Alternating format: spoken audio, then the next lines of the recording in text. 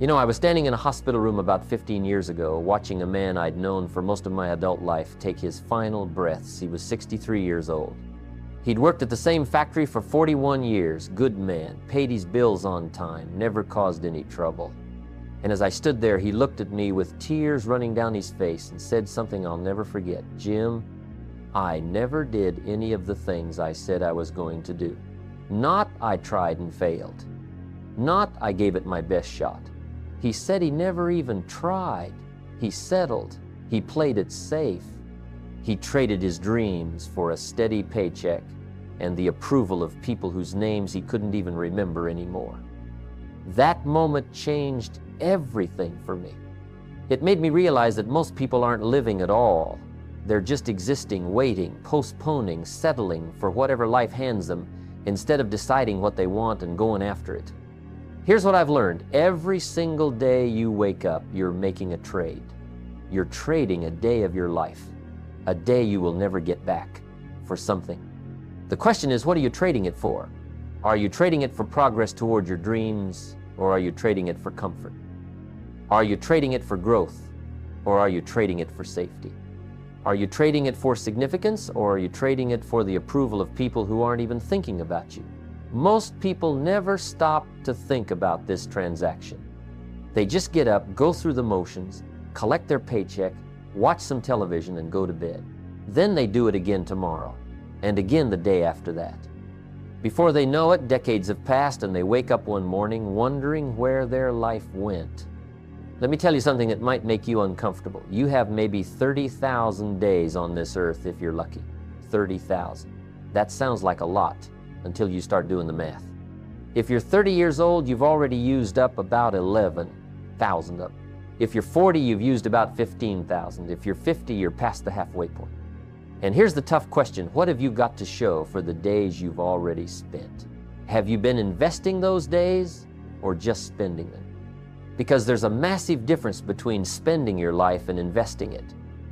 When you spend something, it's gone forever. When you invest something, it grows and multiplies and creates returns. Most people are spending their lives on things that don't matter, on comfort that doesn't last, on the approval of people who don't care, on jobs they don't love, building someone else's dream while their own dreams collect dust on a shelf somewhere. The truth is, mediocrity doesn't announce itself. Nobody wakes up one morning and decides, you know what, I'm going to settle for an average life. I'm going to give up on my dreams and just get by. It doesn't work that way. Mediocrity is sneaky. It creeps in through small compromises. It starts with just this once. It starts with I'll start next week. It starts with I'm too tired today. It starts with I don't have enough time right now. And before you know it, those small compromises become habits, and those habits become your lifestyle, and that lifestyle becomes your destiny. You look back and realize you've been settling for years without even noticing it happen. You want to know why most people settle? Because it's easier. It's easier to do what everyone else is doing than to stand out. It's easier to follow the crowd than to walk your own path. It's easier to make excuses than to make progress. It's easier to blame your circumstances than to change them. It's easier to criticize people who are trying than to try yourself. And here's what really gets me. People will defend their limitations more passionately than they pursue their possibilities. They'll spend more energy explaining why they can't than they would need to spend actually doing. They'll join groups of other people who aren't doing anything just so they can all agree that nothing can be done. It's crazy when you think about it. Let me share something with you that might sting a little. You become the average of the 5 people you spend the most time with. If you hang around 5 broke people, you'll be the 6th. If you hang around 5 negative people, you'll be the 6th. If you hang around 5 people with no ambition, no goals, no drive to improve themselves, guess what? You'll be the 6th.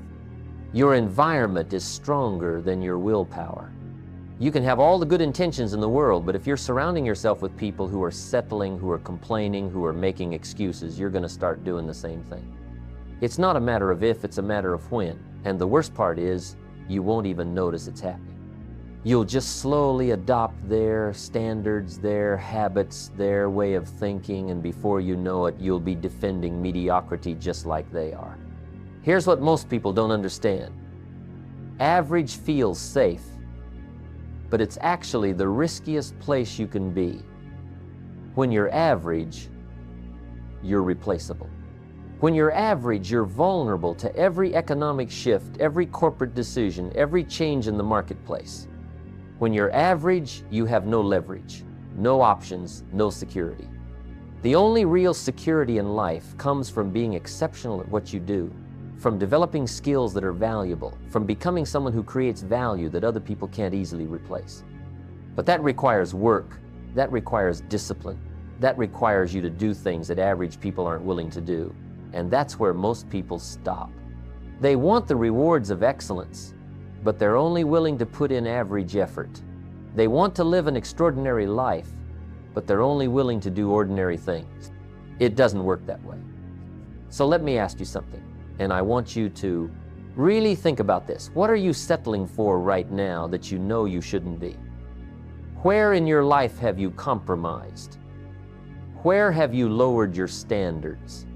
Where have you accepted less than what you're capable of? Maybe it's your job, maybe it's your relationships, maybe it's your health, maybe it's your finances, maybe it's your personal growth. Whatever it is, you know what it is. There's something in your life right now where you're tolerating mediocrity, where you're making excuses, where you're settling for less than what you deserve and less than what you're capable of achieving.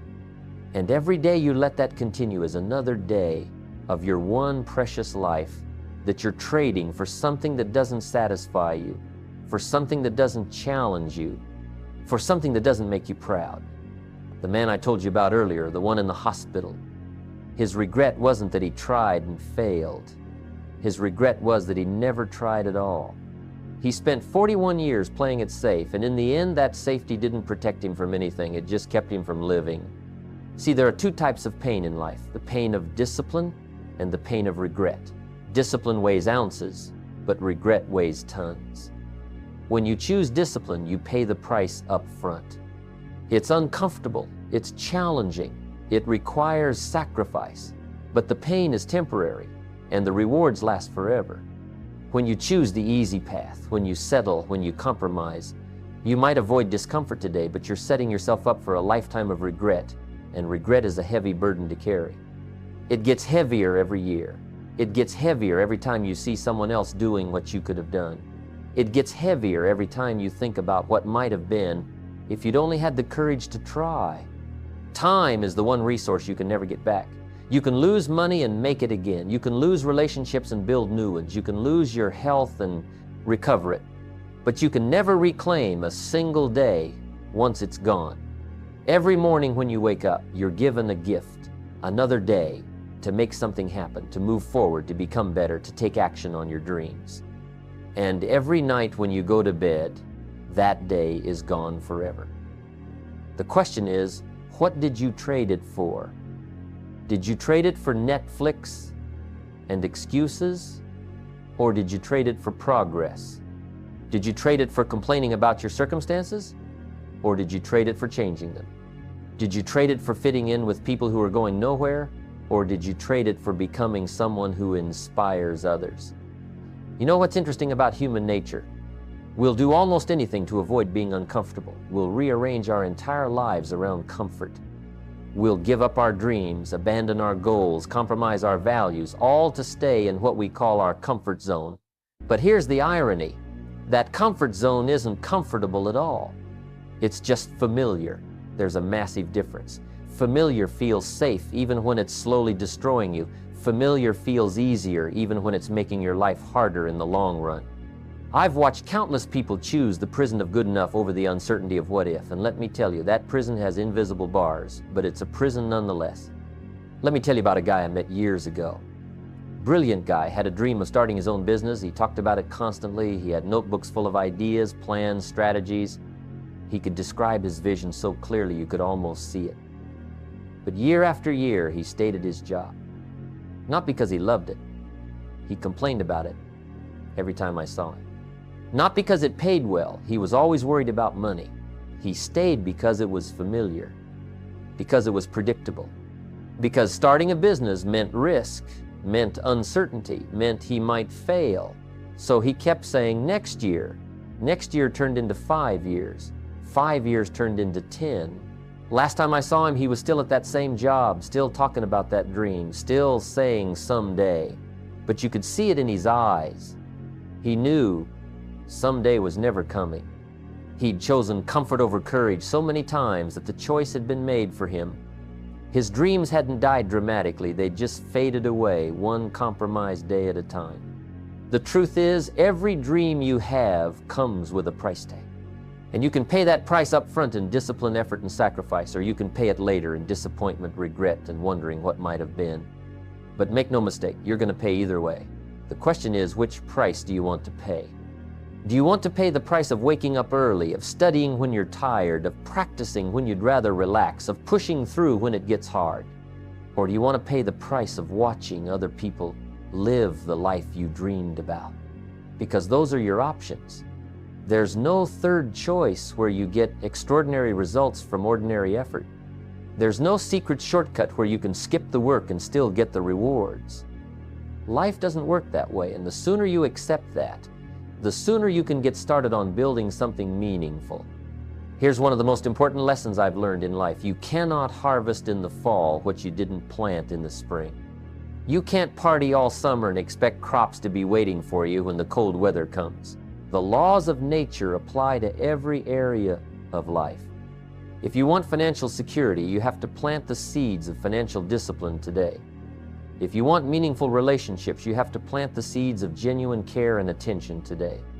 If you want a healthy body when you're older, you have to plant the seeds of good habits right now. But most people want to skip the planting season. They want to skip the cultivating season. They want to skip the watering and weeding and protecting. They just want to show up at harvest time and take what they want. Then they wonder why there's nothing there for them.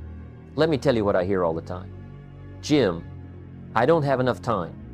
I don't have enough money. I don't have enough education. I came from the wrong background. I'm too old. I'm too young. The economy is bad. My boss doesn't appreciate me. My spouse doesn't support me. You know what all of those are? Excuses. And excuses are the building blocks of mediocrity. If you want to build a monument to nothing, just keep stacking excuses on top of each other. Every successful person I've ever met had the same challenges. They didn't have enough time either. They made time. They didn't have enough money either. They started with what they had. They didn't have the perfect background or education either. They educated themselves. The difference wasn't their circumstances. The difference was their response to their circumstances. You don't need to have it all figured out to get started. You don't need perfect conditions. You don't need everyone's approval. You don't need a guarantee of success. You just need to start. You need to take the first step with the resources you have right now, from where you are right now. And then you take another step, and another. Because here's what happens when you start taking action. Resources appear. Opportunities show up. People notice. Doors open. But none of that happens while you're sitting around waiting for the perfect moment. The perfect moment is now. The perfect conditions will never come. The only thing that's guaranteed is that if you keep waiting, you'll keep getting the same results you've been getting. Let me share something that changed my life when I finally understood it. Life asks all of us to choose between the pain of discipline or the pain of regret. Discipline weighs ounces, regret weighs tons. When you choose discipline, yeah, it's hard. It's hard to get up early when your bed is warm. It's hard to exercise when you're tired.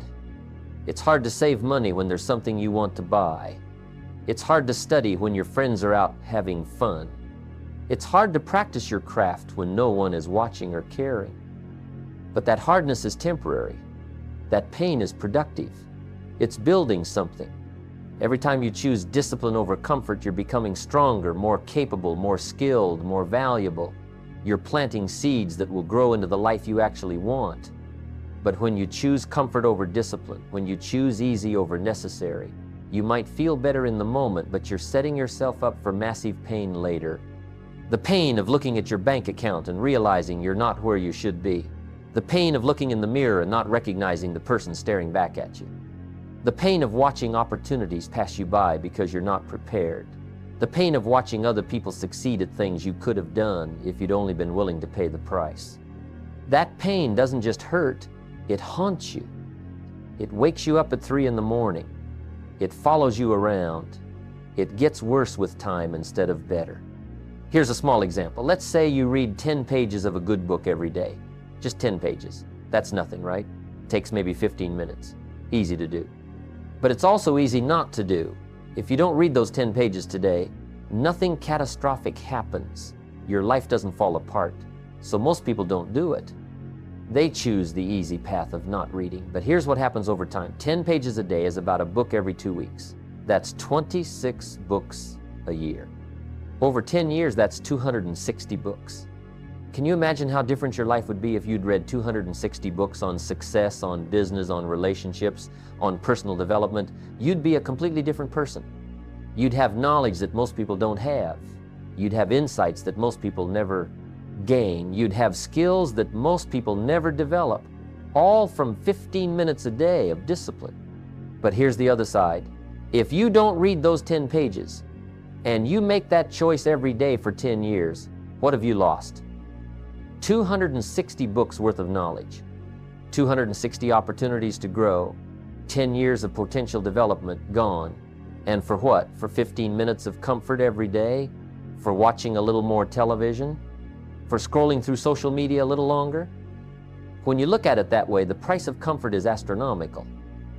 You're trading your future for momentary ease.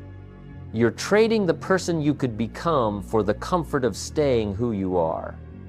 And this applies to everything. Want to lose weight? It's easy to skip one workout. It's easy to eat that piece of cake. But skip enough workouts and eat enough cake, and 5 years from now, you're carrying an extra 50 pounds and wondering how it happened. Want to build wealth? It's easy to skip saving this month. It's easy to make that impulse purchase. But skip enough savings and make enough impulse purchases, and 20 years from now, you're financially stressed and wondering where all the money went.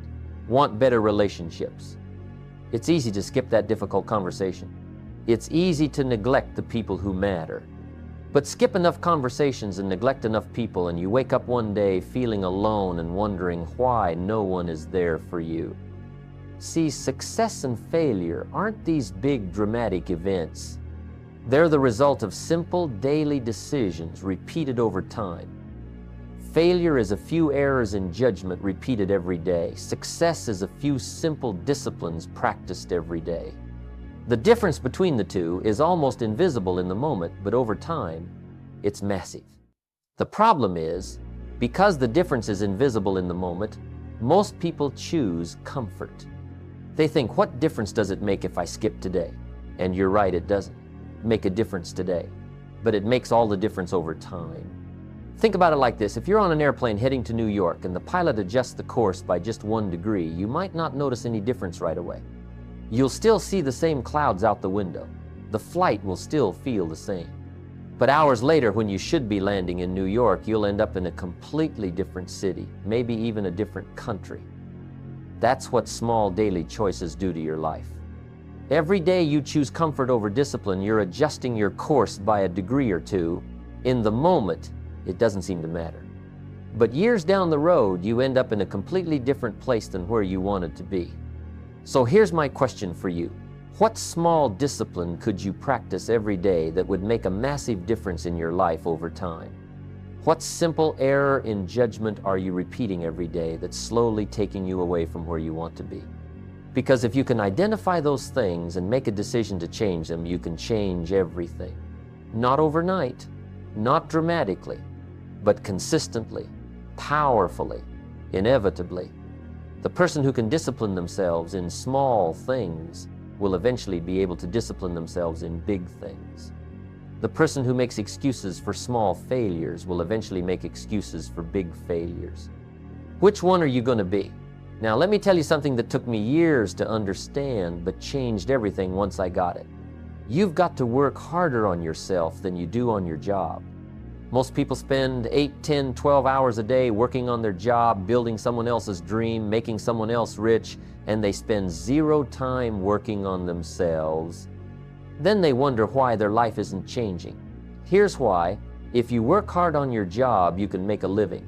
But if you work hard on yourself, you can make a fortune. Not just financially, but in every area that matters. When you grow, everything in your life grows with you. Your income can grow only to the extent that you do. Your relationships can improve only to the extent that you improve. Your opportunities expand only as far as your capabilities expand. Personal development isn't some luxury activity for people who have extra time. It's the foundation of everything. It's not what happens to you that determines your future. It's what happens in you. You can't change the seasons, but you can change yourself. You can't change the economy, but you can change your skills. You can't change what happened to you in the past, but you can change how prepared you are for the future. And the way you do that is simple. You read, you listen, you learn, you practice, you grow. I've met people who say they can't afford to buy books. Let me tell you, the cost of not learning is far greater than the price of any book. A book might cost you $20, but the ideas in that book could be worth $20 million if you apply them. When I was 25 years old and broke, someone challenged me to spend more money on personal development than I spent on entertainment. That was hard to hear because I didn't have much money for either one. But I made a decision that day. I started reading every book I could get my hands on. I listened to every tape program I could find. I went to seminars, even when I had to borrow money to get there. And you know what happened? Within 5 years, my income had increased tenfold. Not because the economy got better, not because I got lucky, because I got better. I developed skills that were more valuable. I learned how to think differently. I surrounded myself with people who challenged me to grow. The investment I made in myself paid dividends that I'm still collecting today. But here's what most people don't do. They don't set goals. They drift through life hoping things will get better instead of making a plan to make things better. Hope is not a strategy. Wishing is not a plan. You've got to decide what you want. Write it down, make it specific, make it measurable. Give yourself a deadline. Then work backwards from that goal to figure out what you need to do today, this week, this month to make it happen. Your goals should be clear enough that a stranger could read them and know exactly whether you achieved them or not. Not, I want to be successful. That's too vague. What does success mean to you? How much money? By when? Doing what? With whom? Get specific. And here's something crucial. You need a personal philosophy. A set of guiding principles that direct your decisions when nobody's watching. Your philosophy is how you think about life, about work, about money, about relationships, about responsibility. And your philosophy determines everything that follows. It determines your attitude, and your attitude determines your actions, and your actions determine your results. If your philosophy is life is hard and then you die, you'll have a very different life than someone whose philosophy is life is full of opportunities for those who are prepared. If your philosophy is rich people are greedy, you'll never become wealthy because you won't want to become what you despise. If your philosophy is I'm a victim of my circumstances, you'll never take responsibility for changing those circumstances. Let me give you a philosophy that has served me well. Learn to be happy with what you have while you pursue what you want. Don't wait until you reach your goals to be satisfied with your life. Enjoy the process. Celebrate the small wins. Appreciate where you are while working toward where you're going. Because if you can't be happy with what you have, you won't be happy with what you get. The finish line keeps moving for people who haven't learned to enjoy the race. And here's another one. Don't wish it were easier. Wish you were better. Don't wish for fewer problems. Wish for more skills. Don't wish for less challenge. Wish for more wisdom. Because the problems aren't going to go away. Life is going to keep challenging you. The economy will fluctuate. People will disappoint you. Plans will fall through. But if you keep developing yourself, you'll be able to handle whatever comes your way. You'll turn obstacles into opportunities. You'll find solutions where others see only problems. Now, about the people you associate with, this is critical. You cannot hang around negative people and expect to have a positive life. You cannot spend your time with people who have no ambition and expect to stay ambitious yourself. You've got to be selective. You've got to guard your associations like they're gold, because they are. The people you spend time with are either lifting you up or dragging you down. There's no neutral. They're either adding to your life or taking from it. And if you're the smartest person in your group, you need a new group. You need to find people who are ahead of where you are, people who challenge you, people who make you uncomfortable because they're operating at a level you're trying to reach. Here's the final thing about designing your life. You can't change your destination overnight, but you can change your direction. If you don't like where you're headed, change direction today. Not next week, not next year. Today, start reading different books. Start having different conversations. Start making different choices. Start spending your time differently. Because every day you keep heading in the wrong direction is another day further from where you want to be. Turn the ship around now, even if you can't see the shore yet. Trust that if you keep heading in the right direction long enough, you'll eventually arrive at the right destination. So here's where we get down to it. All the philosophy in the world, all the knowledge, all the good intentions, they mean absolutely nothing without action. You've got to start. Not someday, not when conditions are perfect, not when you feel ready. Today, right now, this moment. Because how you do anything is how you do everything. If you're sloppy with small things, you'll be sloppy with big things. If you procrastinate on minor tasks, you'll procrastinate on major opportunities. If you make excuses for little failures, you'll make excuses for big failures. Your life is nothing more than the accumulation of how you handle each individual moment, and mediocrity in those moments leads to mediocrity in life. Let me tell you what's really happening every single day. Small errors in judgment repeated every day lead to disaster. Small disciplines practiced every day lead to success. That's it. That's the whole formula. Missing one workout won't ruin your health, but missing workouts consistently for a year will. Skipping one day of learning won't make you ignorant, but skipping learning consistently will leave you unprepared for opportunities. Making one poor financial decision won't bankrupt you, but making poor financial decisions repeatedly will keep you broke forever. The slight edge works both ways. It can work for you or against you, but it's always working. So what do? First, get brutally honest about where you are right now. Not where you wish you were, not where you tell people you are, where you actually are. Look at your bank account, look at your relationships, look at your health, look at your skills. Face reality without sugarcoating it. Second, decide with clarity where you want to go. Write it down, make it specific. Third, count the cost and commit to paying it, no complaining. No looking for shortcuts. Just commit to doing what needs to be done for as long as it needs to be done. Fourth, find people who have done what you want to do and learn from them. Model their thinking, their habits, their disciplines. Fifth, take action every single day, even when you don't feel like it, even when it's hard, especially when it's hard. And when you fail one, because you will fail, don't let failure define you. Let it refine you. Failure is feedback. It's education. It's information about what doesn't work so you can adjust and try something different. The only real failure is giving up. Everything else is just learning. Measure your progress, make adjustments, and keep moving forward. This is your one life, not a practice run, not a dress rehearsal. This is it. These are your days, and once they're gone forever. So let me ask you, what would you attempt if you knew you couldn't fail? Whatever answer came to your mind, that's what you should be working on. That's your calling. That's your assignment. And you already have everything you need to begin.